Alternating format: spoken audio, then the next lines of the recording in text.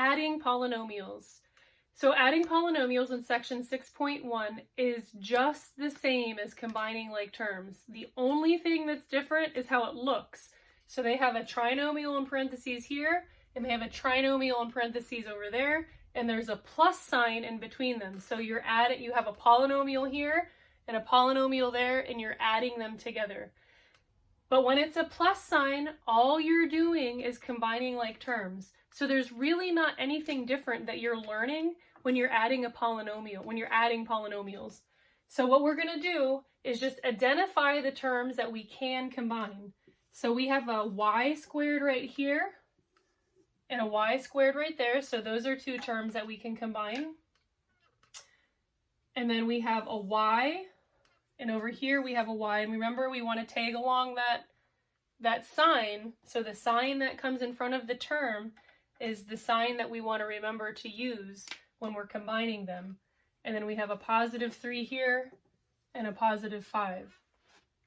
So when we're simplifying this expression, remember it's not equaling anything, we're just simplifying it, combining these like terms, adding the polynomials.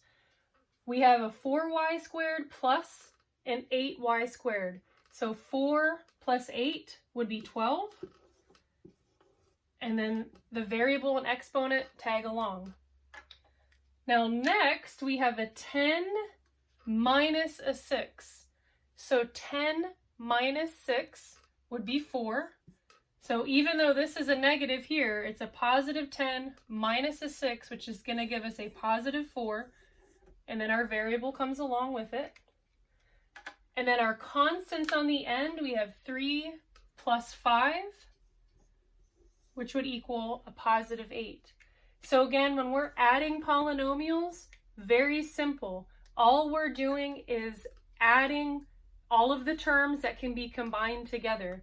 Now, if it helps, when you're writing these out, as long as there's a plus sign in between those two sets of parentheses, if you want to, you could totally just not even write down the parentheses at all, because it really is just a bunch of terms that you're combining. So the only time it makes a difference is when you're subtracting polynomials, and that's what we're going to discuss in the next video.